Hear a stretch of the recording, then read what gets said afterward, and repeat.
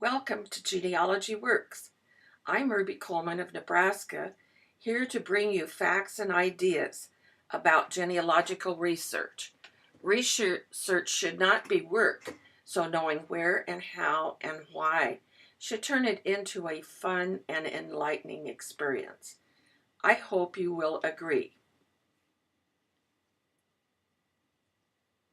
We're going to be discussing using maps in your research. Your ancestors and your genealogical research are nowhere unless you study maps and related materials. They are interesting and informative, and they place your ancestors in a location. I'm going to show you some examples of unique maps that will be helpful in your research. Maps are extremely important for genealogical research. With maps, you can determine a time period and location, as well as applying migration patterns to your research. You will be able to locate neighbors. They may be relatives or friends. Maps show you villages, cemeteries, churches, and boundaries. You can easily see the land owned by your ancestors and apply this to land records in your research.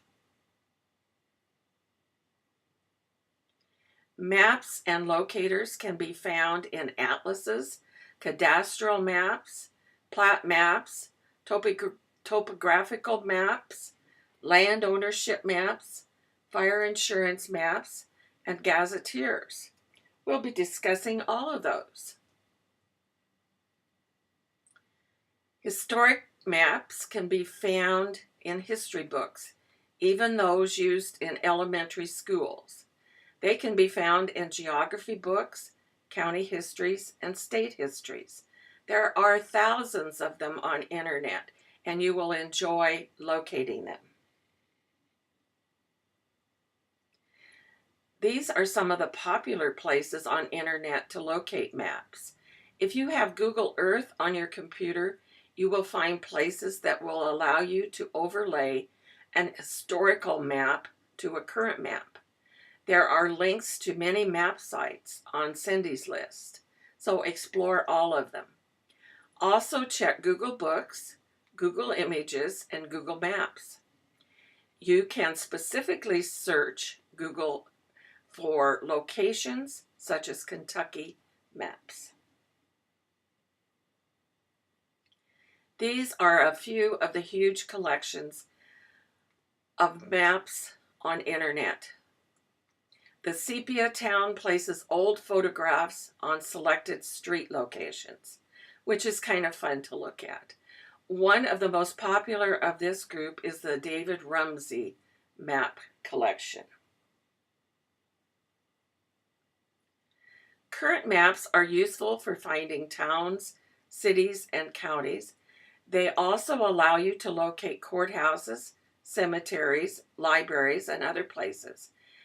Yes, you can use your GPS on your cell phone or in your car, but sometimes those maps are very useful, particularly if you don't have a signal or Wi-Fi. You can download or purchase county maps by going to a state's Department of Highways or Department of Transportation website. You also need to keep in mind various changes of names and boundaries, so you may need more than one map. This is an example using Google Maps to find your way to the courthouse. Just in case your cell phone doesn't tell you how to find it or you can't get a signal, here you have this map. You can print it out or you can do other things with it. Using portable devices such as laptops, iPads, Android tablets, iPhones, or Android phones, you can add images for references. You can put information, including maps, in the cloud, such as on Evernote or Dropbox. These are some of the hundreds of maps that I have in my map notebook on Evernote. They are easy to pull up particularly when doing research away from home, where I can look at them on my cell phone or my tablet. These are the map elements. They will not be seen on every map, but they are helpful to understand. There's the title, the map maker or publisher, the color, the date, the legend, the coordinate system, projection, orientation, scale, inset maps, symbols, and place names. Using this 1704, I have highlights on some of the elements. You will see that not all of the elements I listed previously are on this map. Some are in small print in outlying areas all around, so look for them. First, we have up in the left-hand corner the name of the map and the date of the map, and this particular one tells us it was from a survey. We have the orientation, which is a compass showing us the direction. We have place names that are shown on this particular map. They're called references here. We also have the scale, which tells us how many miles to an inch or a half an inch, or however the maker has scaled this. This is an example of the bottom of a Nebraska map showing the color, which is in small print. It shows the longitude west from Washington, D.C. You will be able to locate maps showing historical trails. These are primarily in history books. This is interesting because not all of those trails were used at the same time period, but it gives you an idea of where they were located. These type of maps are typical in old history books and also new history books. This is a very colorful map of Massachusetts dated 1755. If you download maps such as this from internet, make sure they are in a large JPEG or that they can be enlarged. The University of Pennsylvania Archives hosts this marvelous website. You can use layers, which shows parcels of land, as shown here. Also, you can look at rivers and creeks, roads, and they have a modern street overlay. Click on the individual parcels or roads for more details. This particular one is October 1777 landowners in West Philadelphia. This is where William Warner's 50 acres of land was located in 1777. You can switch over to a satellite image or terrain, however you want to look at it. And of course, you can save these type of maps in your research. This is an interesting map of the cities of Pittsburgh and Allegheny, showing some of the streets and rivers. You may be able to learn more about exactly where your ancestor was living in Pittsburgh or Allegheny, simply by finding maps such as this. This is an exciting overlay of maps of Pittsburgh. Notice that the top of a current map of the city, you can layer by time periods. There are various functions you can experiment with within this website. So if you have Pittsburgh ancestry, be sure to find this map.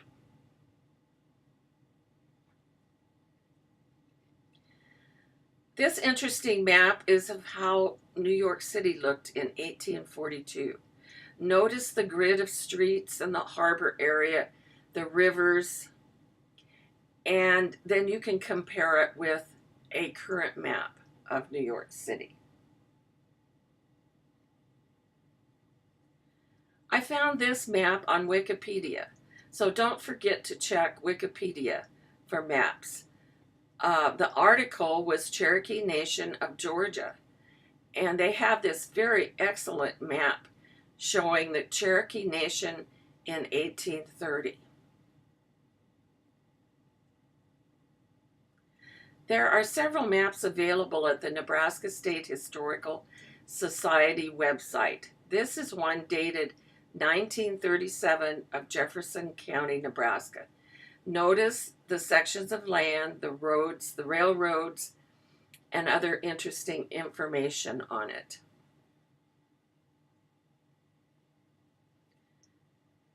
The digital collection of the Omaha Public Library online has several old maps of Nebraska counties. This is for Butler County. It's been torn and pieced together, but you know what? It's still very helpful just to see where those townships are located and the rivers. Place your ancestor on these type of maps. Also from the Omaha Public Library, this is one for 1915 Platte County. Again, it shows the townships and sections. Now, if you're working in a different state than Nebraska, you can certainly locate these. Start checking their historical societies, their state libraries, state archives, then go down into a Google search of large libraries and see what holdings that they have. There are many maps such as this that are available for a little bit of searching. A great place to locate maps is on USGen Web. Select the state and county. Some have more maps than others. This is an example for LaSalle County, Illinois. So you can see there are quite a variety of maps that you can click on. This is one for 1876. Now, if you had ancestors living there, this would be exciting to see what it looked like in 1876. There are county boundary maps all over internet. This is one of Iowa in 1846. These are very helpful in knowing which counties were in the state at specific periods of time. This map is from the Newberry Library in Chicago, and they have them available for all the states online. Extremely helpful to see exactly what the county structure looked like at various periods of time. I always look at the color landform atlas maps when I'm researching in a state. They show the formations of the land. They show the rivers. And being more of a topographical type map, you can sort of get an idea. Was my ancestor living in a mountainous area? Was he living on the plains? Was he living in a swampy area? These type of maps can recall information that maybe you have forgotten about, or maybe you don't even know much about the state that you're working in. When searching for maps online, I do a Google image search for areas of interest. It does take some time, but usually I can find exactly what I want. Knowing that the rivers of Virginia were important in creating counties, as well as giving us ideas of migrations and settlements, I discovered this excellent map of the Virginia watersheds. And knowing that they settled from east to west, and using the key on this map, it gives me an idea of various water locations where my ancestors may have lived. Ancestry has many land ownership plat maps. This is from 1874 in Michigan. Notice that it shows the landowner and the property he or she owned. There are also icons of symbols that don't denote buildings or cemeteries or churches. These are extremely helpful to locate in your research. We have here a map from the extensive collection of maps in the Pennsylvania State Archives.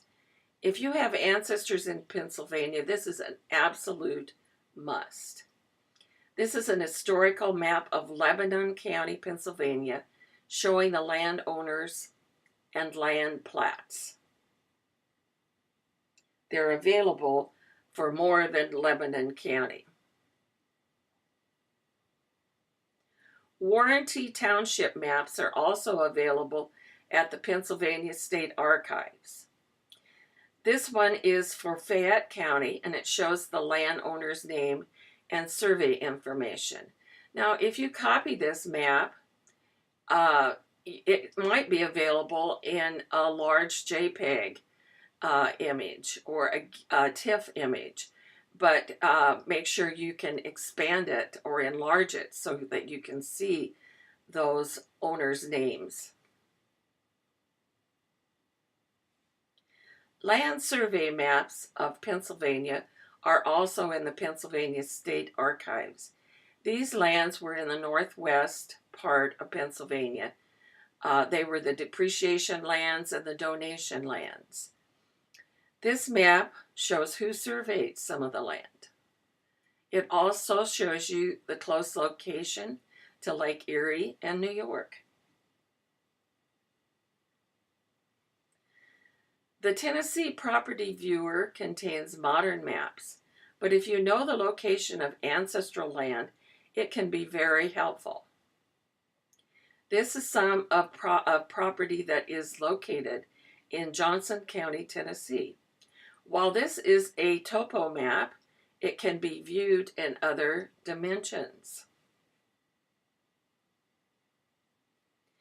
This is the same property viewed with the boundaries of the land and disputed boundaries, such as are on the left side of the property. These type of maps are extremely helpful when you're working with land that is surveyed under the meets and bounds system. The Sanborn Fire Insurance Map Company was established in 1867. For fire insurance, they compiled and published maps of cities and towns in the United States. Between 1955 and 1978, the Library of Congress withdrew duplicate sheets and atlases, and they offered them to some libraries in the United States. So you may find several web pages, including the Library of Congress, which will direct you to Sanborn maps.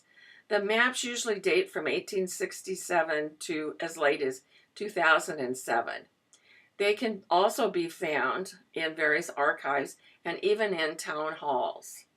I encourage you to start looking for them online. Here we have the Sanborn map of Montrose, Colorado, dated 1910. The streets are named and the buildings are shown.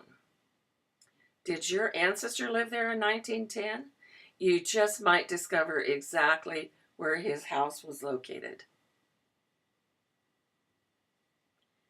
Here we have a more detailed Sanborn map of 1884 Macon, Georgia.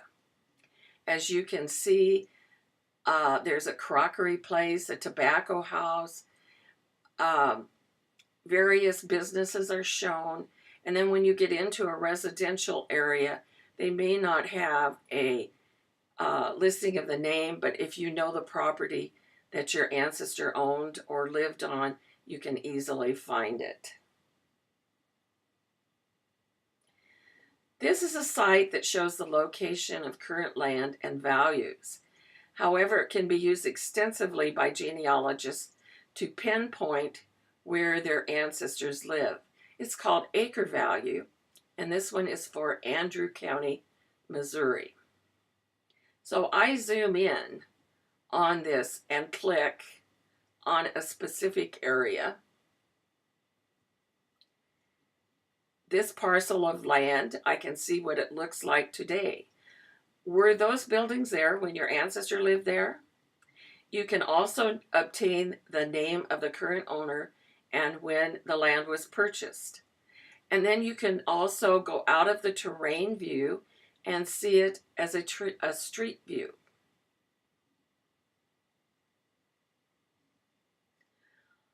Outline maps of counties and states are helpful in doing your research.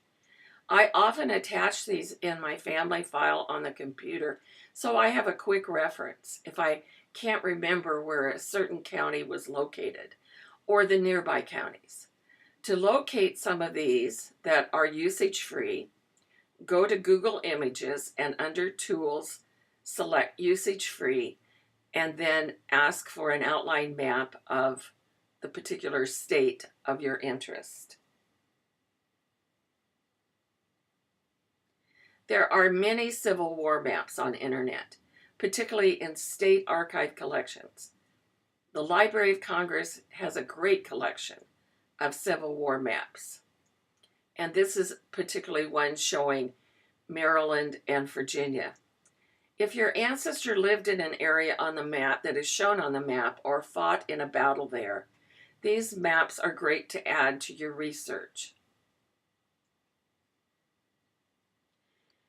Ripley County in Brown County, Ohio was one of the most celebrated stops on the Underground Railroad. It is thought that more than 1,000 fugitive slaves were assisted there, and this is a map of the Underground Railroad line.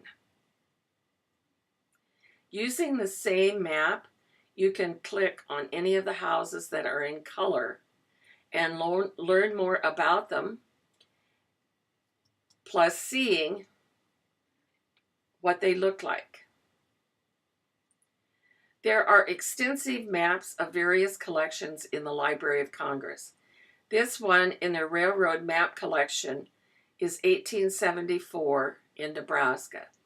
So in 1874, the Union Pacific Railroad was totally complete, going clear out to California.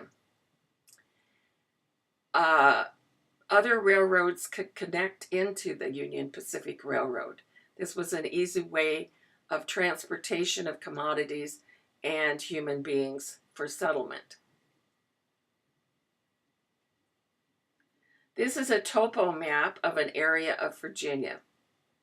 The original is in the Department of Interior.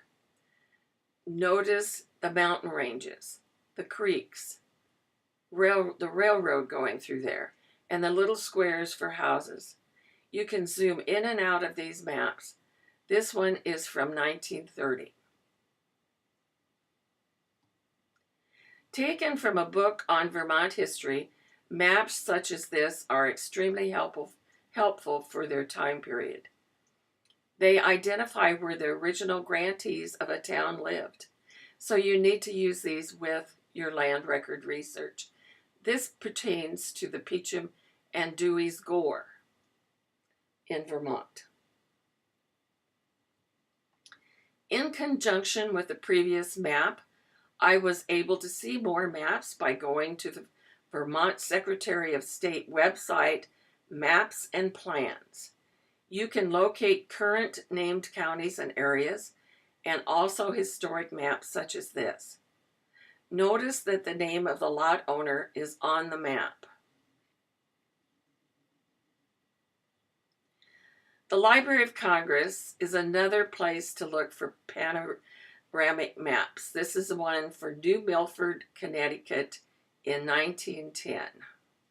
How exciting is this to know that your ancestor was living there in 1910? In New England and New York towns are actually, the towns are what we would refer to out here in the Plains area as townships. As towns grew, a new location next to it would be established, and it would be referred to with a similar name. This is called creep. Here you will see East Windsor and South Windsor, as well as Windsor and Windsor locks. There was also Hartford, expanded into West Hartford and East Hartford. If you locate a map prior to the time of expansion, you will see how the area looked at that particular time period. So when you're working in New England, it's extremely important to study the formations and the time periods when these new towns were created. Once again, this is called creep. This is a 1904 map for St. Louis, Missouri. It is extremely interesting because it shows the roads and how by 1904 the county actually of St. Louis had expanded and there were new urban areas added to it. If your ancestor owned land in Nebraska, this is a good place to look for maps and valuable information. It's the Nebraska State Surveyor's Office. Before land could be sold, it had to be surveyed. The site contains the original plats along with field notes made by the surveyors. You should allow plenty of time to use this particularly interesting website. Now, if you're not working in Nebraska, start looking and searching on Google or any of your favorite search engines for the state and then original surveys or surveyor's office to see what you can locate. From the Nebraska State Surveyor's Office land survey made in 1870, this is west of what is now the city of North Platte. It shows O'Fallon's Bluff, which is now the village of Sutherland. As you can see, the Union Pacific Railroad was built through the area, and there was an old wagon road just north of it. This is one of my favorite maps. It's taken from a periodical and pertains to the Western Iowa Mormon settlements in 1852. They are shown as settlements, and also there are some shown as settlements that were abandoned by 1852. You can find old highway maps online. This is a portion of a highway map that is dated 1926 for Missouri. Can't you just imagine your ancestor with this folded up map and an old car trying to drive down the road and figure out where he was going? And notice the legend at the top that it shows the gravel roads, the concrete under contract, the concrete and graded roads. So how interesting is this to kind of realize your ancestor may have been using a map such as this. The Census Bureau began adding enumeration district numbers to censuses beginning in about 1900. They were commonly referred to as ED. There were maps for 1880, but they are not in the National Archives. You can browse these maps on Family Search, and the URL is, of course, in the handout that accompanies this presentation. The Family Search has 63,619 images of ED maps. The village of Upper Arlington, Ohio is marked for Enumeration District 25 on this 1940 map. This will allow you to see exactly where your ancestor was living in that district when the enumerator called in 1940. There are a number of places to locate cemetery maps.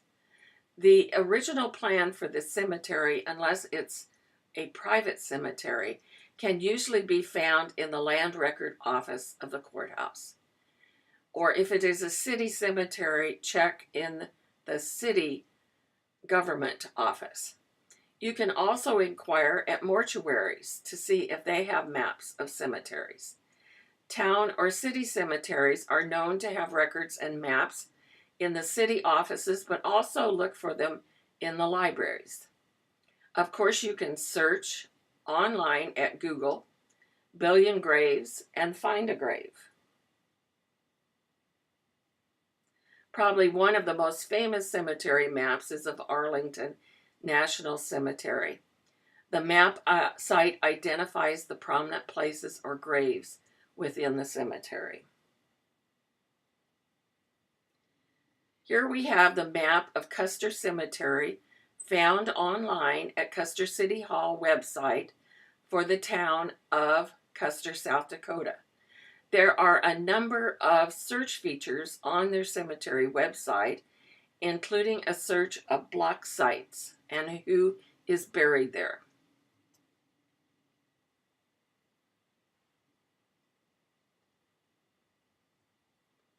This is a cemetery map accompanied by a listing of the old cemeteries in St. Louis, Missouri.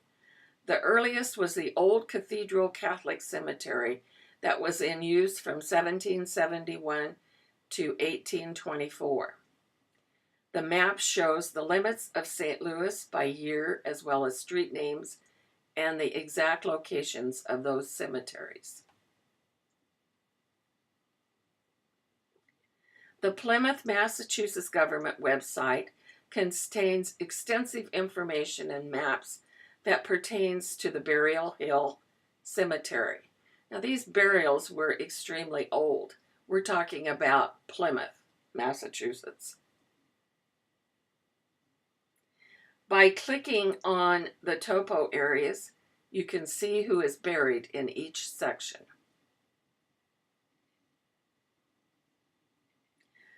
I also use Google Maps to locate cemeteries. This is the Liberty Church Cemetery in Burke County, North Carolina. As an aerial view, you can see that there are tombstones there.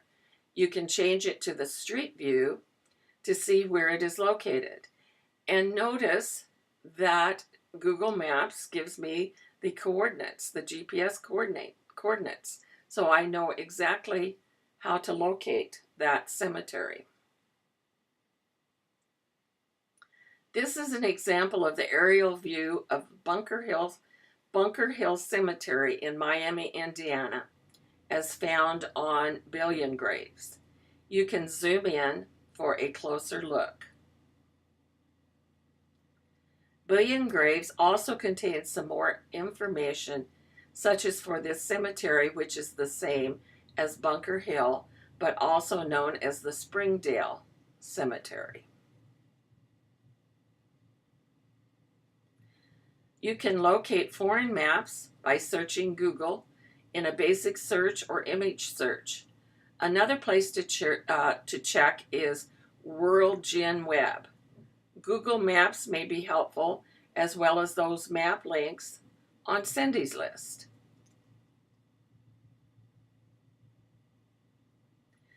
This is from the website Historical Maps of Germany, 1241 to 1877.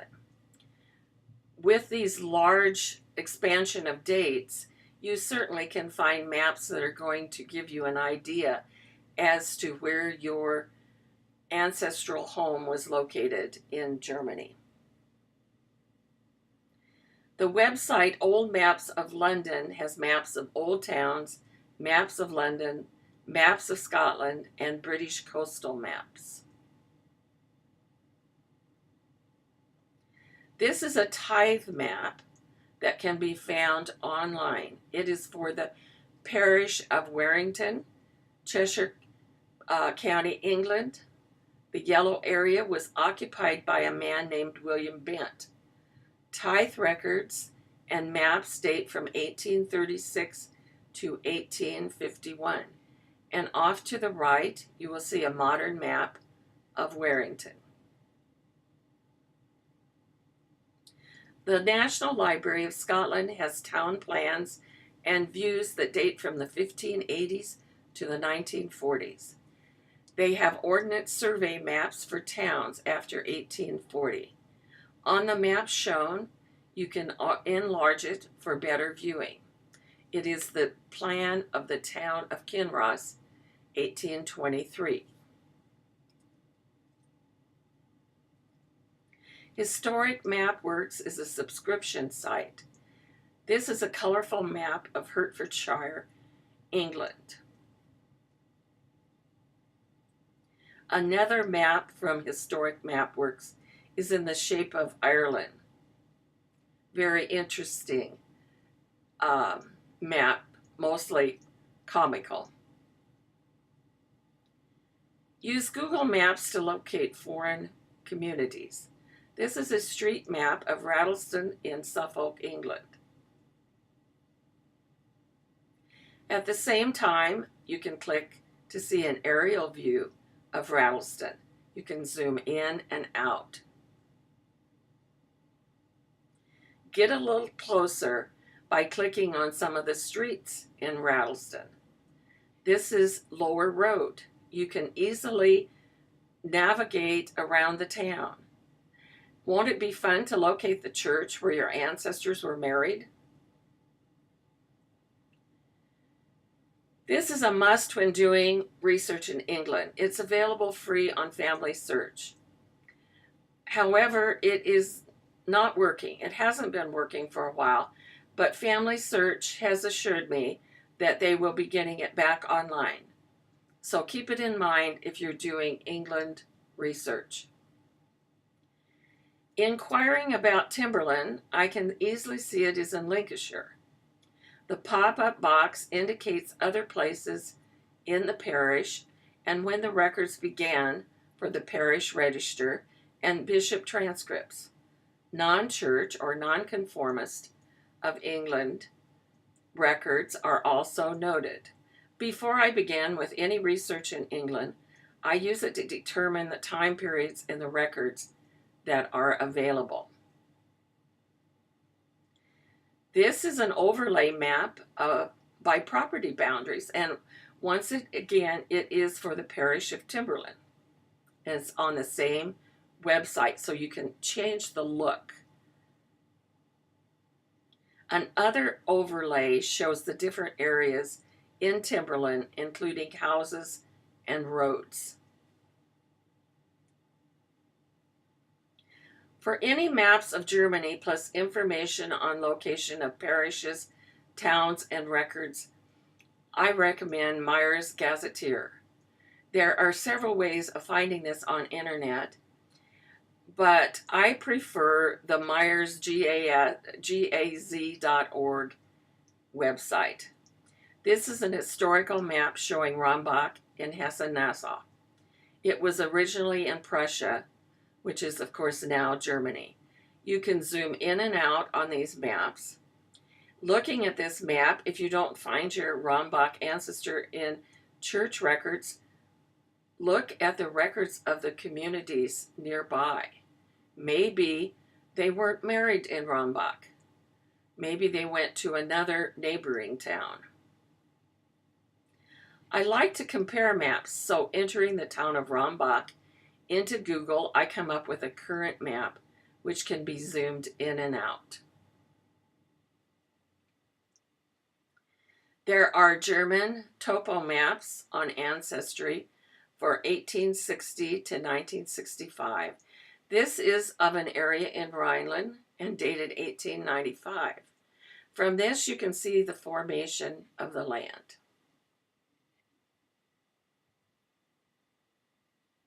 The Gazetteer is a geographical dictionary or a dictionary of place names. They're very helpful to use along with maps and atlases. And no, it is not a gazetteer. This is a portion of Adles Sherwood's Gazetteer of Georgia, dated 1860. You can learn so much about communities and locations from a gazetteer, such as churches, streets, schools, exact locations. So don't forget to use the gazetteers in your research.